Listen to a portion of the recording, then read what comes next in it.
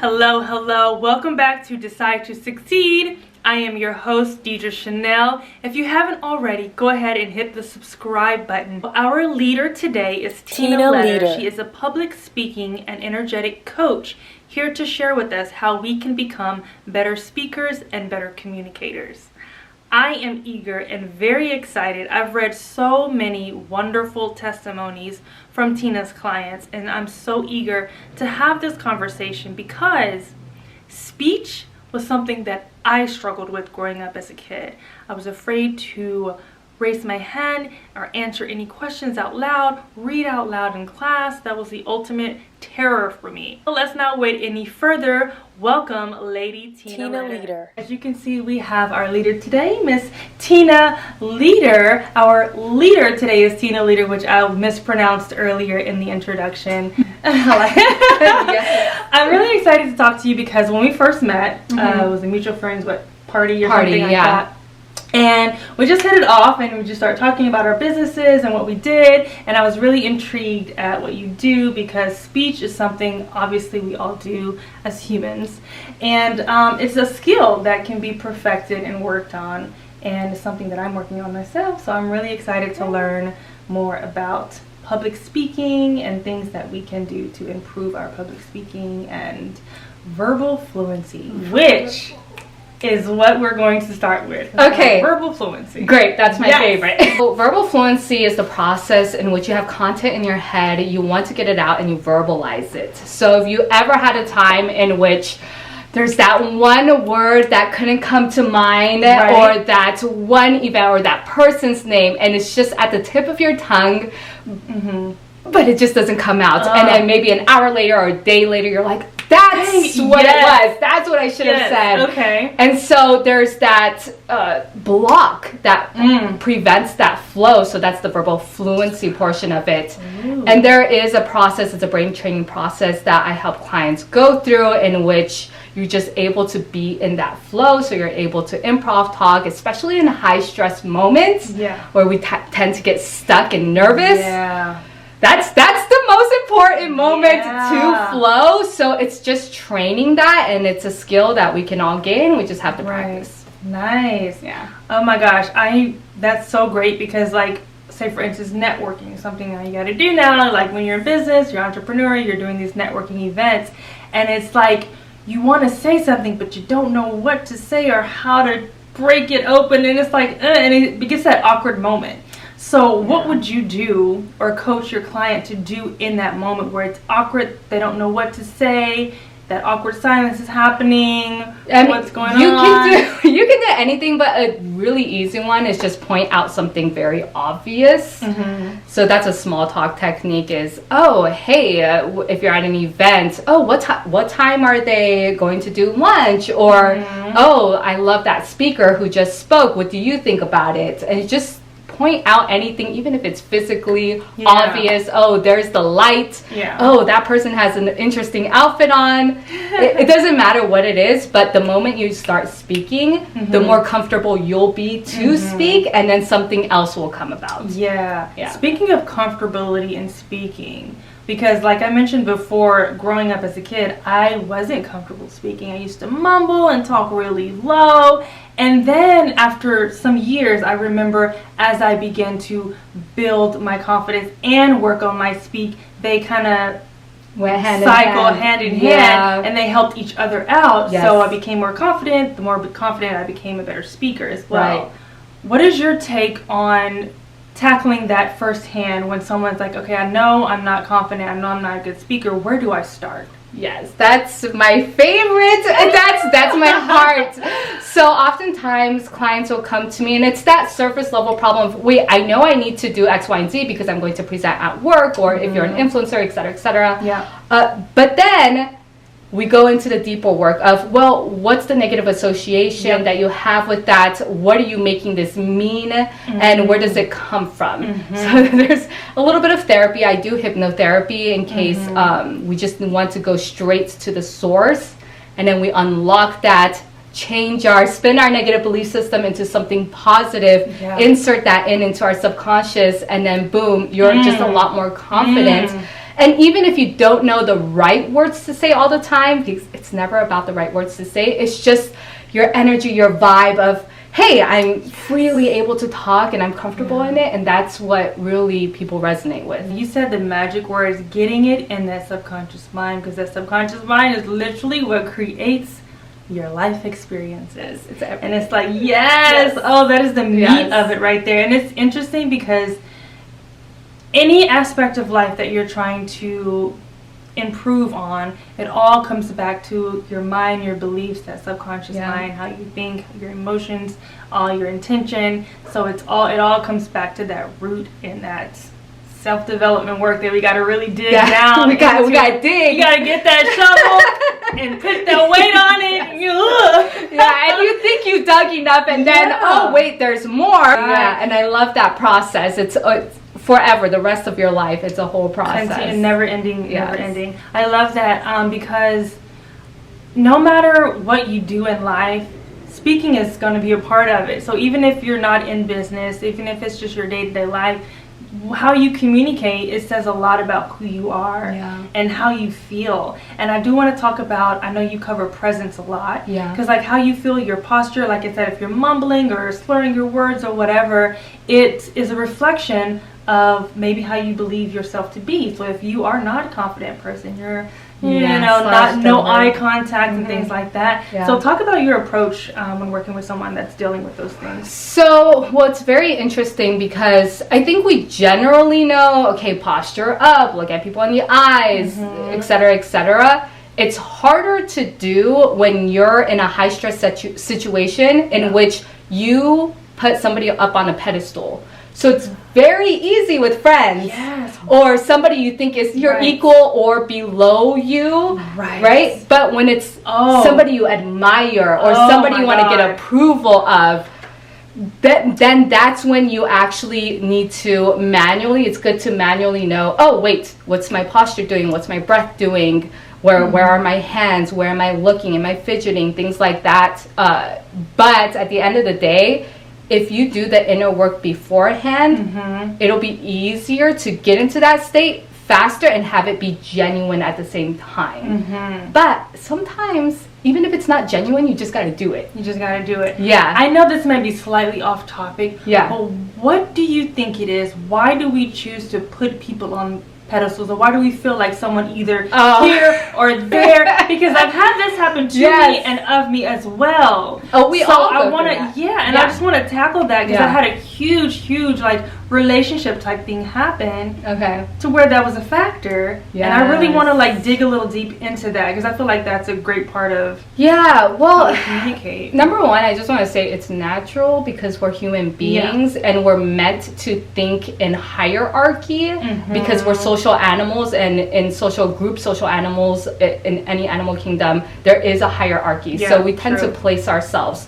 either above or below. But that being said, we live in it's what worked for us thousands of years ago doesn't necessarily work with us in our modern times. So it's not necessary, let's say, for your mentor, let's say you put them on a pedestal and you're just everything that they say, or a significant other is an easy one. I think we've all experienced at some point where it's, oh my gosh, like I need to be pretty and I need to do this and that.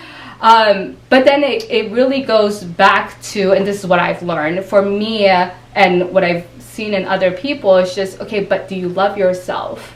Like in this moment, do you actually feel worthy of love? And if you had to honestly ask yourself that question and honestly answer, at least for me, I would say the answer would have been not a complete yes at the very least. And I would say a no. I would say maybe not completely love myself. And I think I'm unworthy, or I don't have enough value compared to this person. And it's this comparison thing, and it's not true full love in yourself. You're not in love with yourself enough. And it's just like those micro moments, but knowing that it's a micro moment and going, oh, okay, this is just a micro moment, and you can get out of it. So going back into, as we were saying, like the posture and your presence and everything, because it's such a huge part of it. Again, your take on how you approach that when someone is dealing with low self-esteem and they're not making the eye contact and they're having to communicate with people because they're going into business or whatever the case may be. Yeah. Oh, generally speaking, good posture. Eye contact is a tricky one. It's culture context specific. Yeah. But let's say in America, looking at somebody in the eyes, you want to look away every 5 to 8 seconds. That's when humans typically look away. Yeah. So you want to keep that in mind. And then when your hands open up, if you want to appear like you're open and friendly, you want to put your hands down if you're, let's say, in a negotiation setting. So you want to appear dominant. You want to expand yourself as much as possible, just to show that you're comfortable, you're dominant. And then just as much as you can, take your time with everything. So even with movements, unless you want to appear exciting movements are quick. But if you're calm and you want to just appear that you're laid back, then you want to go slower in movements, hand gestures, your facial, etc. Yeah, and just being aware of that in the first place to know how you're coming across. Yes. Well, like, what is your take on like approaching that sensitive topics? I learned this in sales. Okay. But matching tonality is a huge one. There's an easy process of matching tonalities. It's called the gem process or the gemstones. There is the ruby, which is somebody who is super dominant. Think of Leo DiCaprio in Wall Street, that vibe. Somebody who's a sapphire, who's energetic, fun, and loving, and the life of the party. There's the emerald, who's very analytical, serious, an accountant type of personality. And then there's the pearl, who's soft, and they're just in their feminine energy, and they have this love about them, and so they speak in a certain way. So if you can quickly categorize somebody just by their tonality, and it doesn't mean that's their personality, it could just mean that that's the mood that they're in that current moment. Right. So let's say if they're speaking like this and they're like, hi, how are you? Then you have to match their tone. It's called a tone rapport. And so you're building rapport by matching their tone. Yeah. And then if you want to go ahead and speak with that tonality through that whole moment, that's good. If you are giving any types of facts, you want to use a down tone. So down tone is, hi, my name is Tina, versus up tone is, hi, my name is Tina.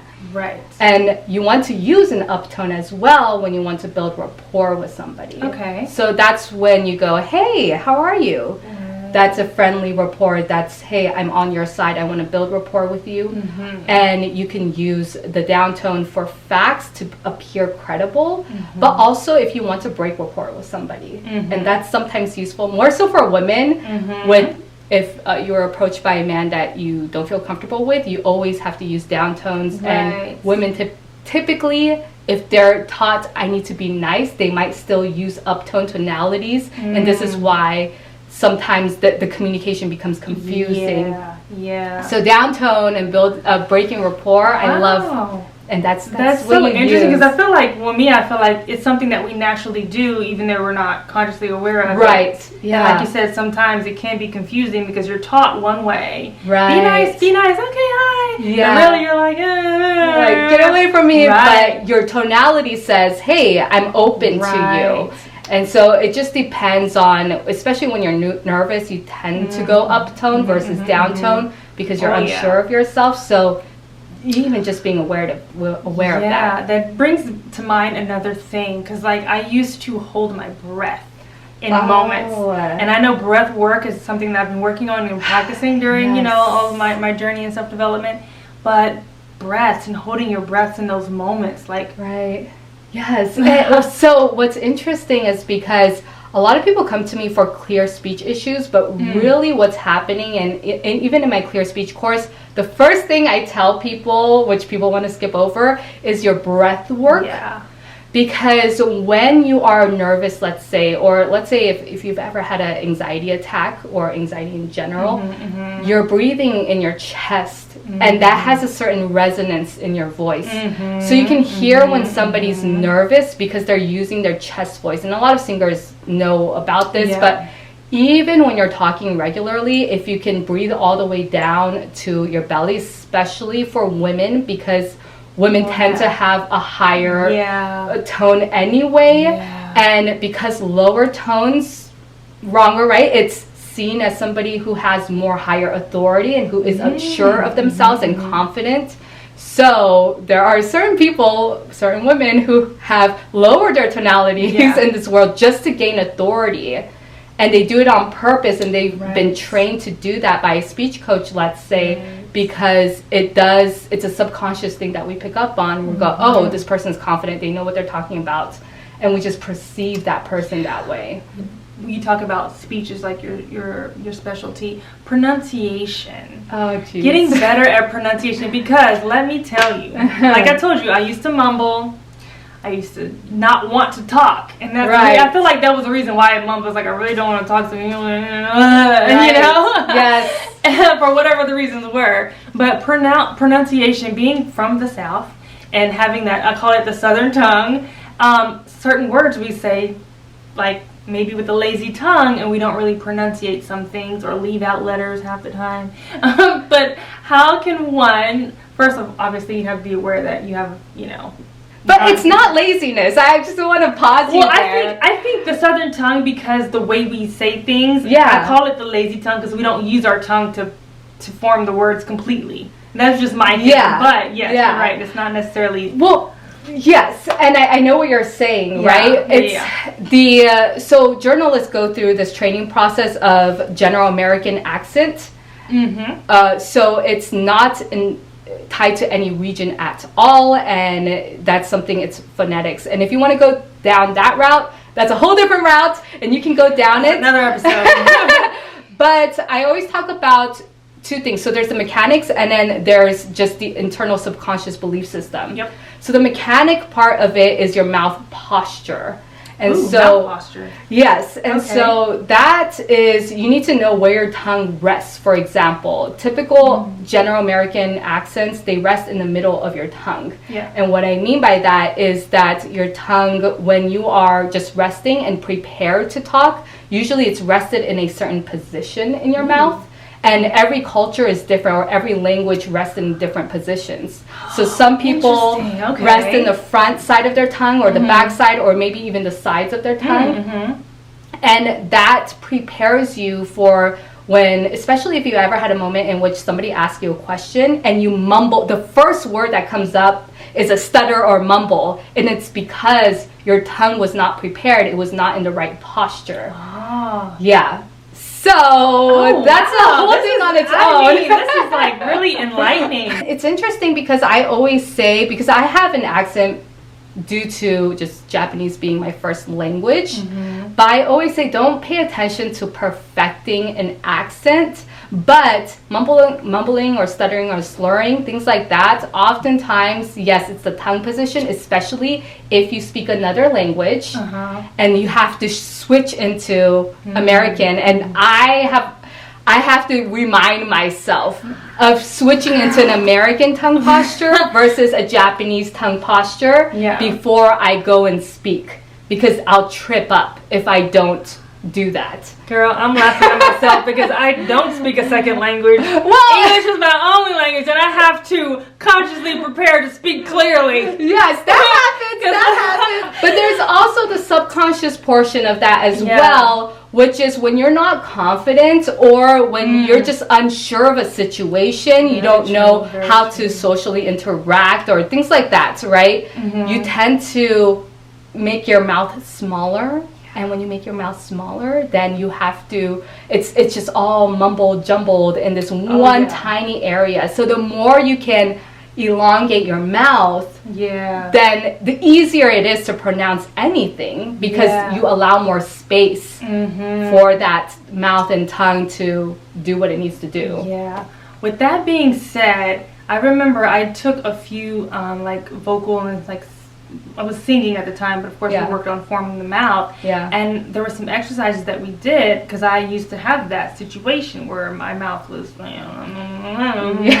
you know, that's the whole situation. So do you have some exercises that I do?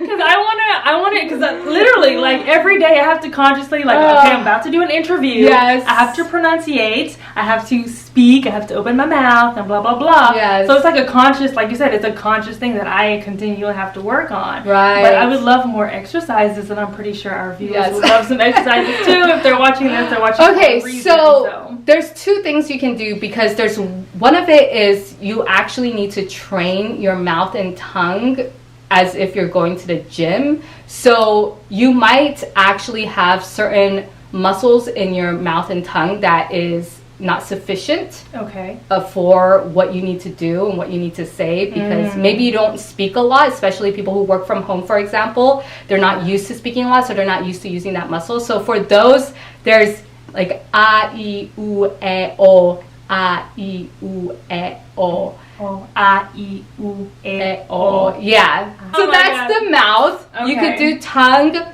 which is there's different ways to do this, but one easy one is to just go up, down, side to side. Yeah. Yeah, you know, this reminds me of a couple that I remember that I was given to do, and one, it was very tiring for my tongue because I never did it. But you literally press up against your mouth, your tongue, the tip of your tongue, and go in circles like 10 times, and then go the opposite way. That's so a good one. And it's tiring. Like your tongue gets tired. Yeah. So it's like, and then you go the opposite way. Yeah. And the other one was you stretch your tongue all the way out and then try to curl it all the way back in as far as you can. So it's literally and then all the way like back. all the way in, and that was so tiring when I started doing that. And I was like, oh my god. So that's the muscle training process. Yeah. So I recommend tongue twisters for the general person who already they can articulate well. Okay. And they know how to pronunciate everything. There's nothing, everything's clear. It's just sometimes they mumble because they're going too fast and they're not used to that quickening process. So it's not about the muscular strength, but it's more about the agility of the mouth. And so and that's typically 80 to 90% of the people, it's the agility. Tongue twisters are great. So red leather, yellow leather, simple things like that. Yeah. Where, okay, the unique New York, you need unique New York. Yeah. That is those something are always I good. need to work on.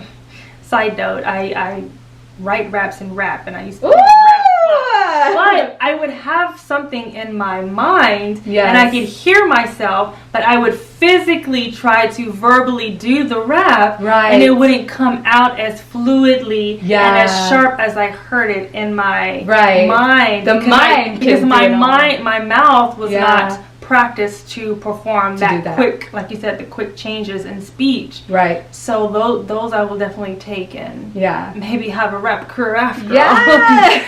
Just kidding. But another thing that I know that you specialize in and talk about a lot is charisma.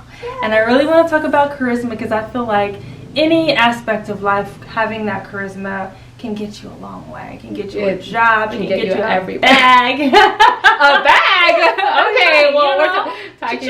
Okay. I thought you were thinking like an Hermes bag from some person. I mean, if charisma can buy an Hermes, count me in. Listen, charisma. Yeah. So that is what at the end of the day, I was telling one of my clients, he was talking about this guy, and he said, I didn't know what he just was talking to me about this whole story, and it was middle of work, but I was so captivated by this person that I just listened to him for 10 minutes, and I would normally not do that because I have work to do, but they were just so captivating that I wanted to listen to the whole thing. Yeah.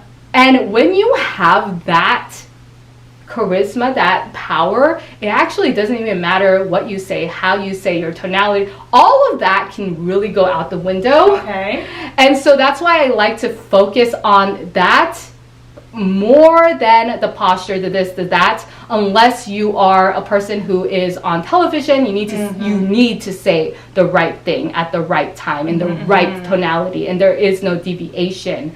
But if you want to be influential, and usually that's why people come to me, it's not because they want to speak perfectly. they think that by speaking perfectly, you will be influential, you will become the leader.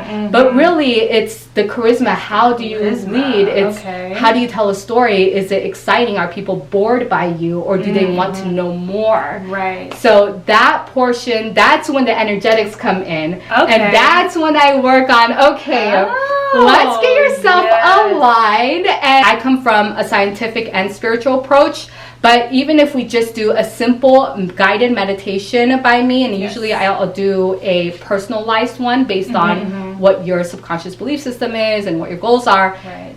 You just get into that mode and you're able to present exactly how you want to be the person, your alter ego, or whatever you want to call it, your higher self, and just step into that and be that person when you present, or you're in a social community or whatever it is. Yeah, I love that. I love that. Energetic. I feel like energy is such a huge thing. Again, any aspect of life. I feel like when you can work on really connecting to your inner self, that's when you can really, like you said, tap in and be that person that you see yourself being, your higher self, and all these glorious things. Awesome. Charisma. So charisma is the key. Yes, it's the key to everything. I love that. Good to know. One last thing. I'm trying to cover as much things as possible because, like, I feel we're going all over the place. But I do feel that this is a really important topic because so many of us, especially after COVID and during COVID, we've all kind of transitioned into doing our own businesses and working from home and having to speak on the phone a lot and via Zoom and etc. So I feel like this is a very important topic to share the information, how we can improve on that and just become better. But before we go, I know speaking, and we say like and all these filler words. Filler words. So filler words, why do we even use them in the first place? Why do you think we use them in the first place? Your perspective on that, and then how can we train ourselves to not use them when they're not necessary? So there's different reasons why you would use a filler word. Oftentimes it could just be because you want to have that verbal fluency, but you're not there yet. So you try to fill that space and you use other words before you can actually get there. Another side of it is the confidence to be in the silence and comfortability to be in the silence. And so there's two sides happening. And if you can be cool and collective in the silence, then, you may not be able to flow as good, but you won't do the filler words. But I will say, the highest professionals of speaking, whether it's politician or salespeople, they use filler words on purpose to build rapport with somebody. How does that? So whenever we use language in general, words in general, and it's called mirroring, but verbal mirroring. If I use the same words as you, you feel like, you get me, I get you understand me, and it's tapping into our identity. So grateful that you came today to share with us. I would like to get your information if someone is looking to reach out for a speech coach. How can we get in contact with you? So you can go to my YouTube channel. If you look up Lady Tina Leader, Leder, or Lady Tina, that's me. Yes. And there's a lot of content there if you just want to go through that, or if you want to contact me, it's in every single description of every single one of my videos. Awesome. And I will link that below as well. Thank you so much again for joining us. Thank you. And until the next episode when you decide to succeed.